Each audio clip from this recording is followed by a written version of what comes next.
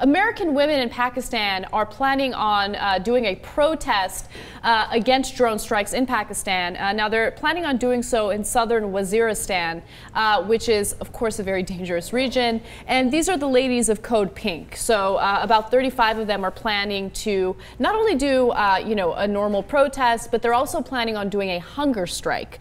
Now, they believe that this is going to be a win-win situation for both sides. In fact, one woman from Code Pink says, "We are going because we are challenging the Pakistani government to allow us to go to a place that has been off limits but needs to be seen. And if they try to stop us, it will be clear they do not want the world to see what's going on there." Now, it's interesting because it really brings two issues to focus. One of them is what's happening in southern Waziristan, and is the Pakistani government being genuine with us? And also the whole issue of drone strikes. Is it worth it for these women to kind of risk their own lives to protest these drone strikes? And will the American government listen to it anyway? Go ahead, Steve. I have a real problem with drone strikes at every level, morally, legally, philosophically, strategically. For every single reason, I oppose drone strikes. And I oppose them in every situation. I think it is absolutely wrong for us to act like we are gods sitting above with these unmanned machines of death just droning on and on 24/7 above a population and just striking them down and obliterating families, entire families at once, in a place where we're not in a state of war. I mean, if we are at war with Pakistan, or we're at war and we're bombing them to find some sort of resolution to that conflict, that's a different story. But here, I mean, this constant surveillance, this constant just striking down people, I'm completely opposed to it on every ground, even in instances where we have 100% guarantee that it's only a bad guy that we're striking with the drone, and that no civilians are going to be hurt. And my point on that is that if we do that just one time, let's say to kill Osama bin Laden, and we'll never do it again, yeah, okay, fine, I'll do that. But if the point is that we are going to continue to do this over and over, no way. I think, no way. I actually disagree with you. If we do it over and over again, but in the correct way, which, by the way, there's absolutely no way to be 100% sure, and there's no way to make sure that innocent civilians don't die in the process of a drone strike. So let me just preface what I'm about to say with that. But I will say, if there is some magical way where you are targeting the right person and only that person will die and there will be no civilian casualties, and we will use that procedure over and over again, of course I'm in favor of it. No, you're not in favor of it, and here's why. I don't believe you. Because you are not imagining it happening here in the US. You're imagining it happening somewhere else. Imagine if in the US we had drones flying over us at all times, either by the US government, Mexican government, Cuban government, Canadian government, some other government, or our own. And imagine that out of the sky, a missile comes down. And every single time, it doesn't hurt anyone who's innocent. It just blows up a bad guy. And periodically, as you're shopping, as you're walking, you see this missile coming out of the sky, boom, and you know that someone is dead.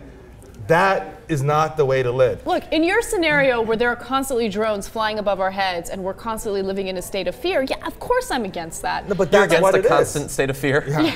It turns out I Generally, am. Yeah. I unfortunately do not think that their protest is going to have much effect on the foreign policy of the United States, in particular with drones. I will say, before we get into the ethics of drones, this is something that I have thought quite a bit about.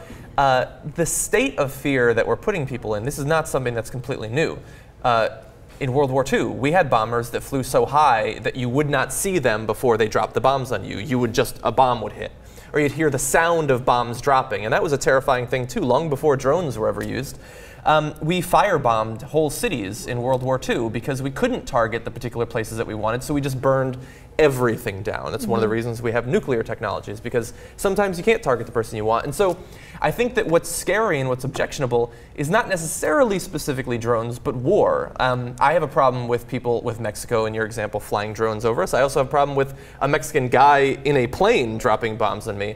So for that purpose, I don't have a particular problem with drones, but I do think that in the future we are going to have to think about this. And if I was still a political scientist, a political psychologist specifically, which is what I was studying before, this is one of the things I would want to study in the future, is that I don't think that they just have a problem with us attacking them. I do think the unmanned nature of the weapon is something that's particularly offensive. Yeah. And right now, we send these drones and they fire Hellfire missiles sometimes. Soon, they'll be engaging enemy aircraft. Eventually, the small bomb diffusing robots that we have, which, by the way, can be armed with shotguns and other weapons that can be fired remotely, will be autonomous at some point. And that sounds like the province of science fiction right now. It sounds like I'm talking about RoboCop or Terminator, but in 10 or 20 years, our war fighting, not just in the skies, but on the streets, is going to be done by robots, some controlled perhaps remotely, some perhaps autonomous.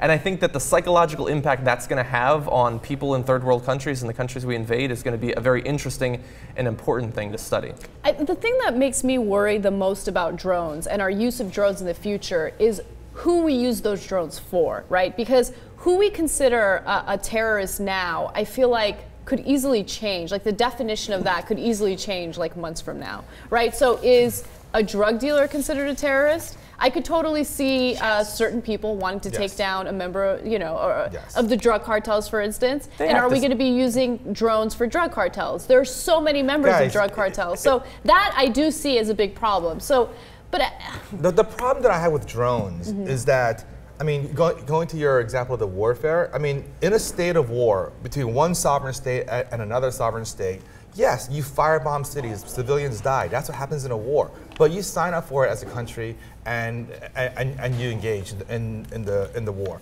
But this is not a war. We're not at war with Pakistan.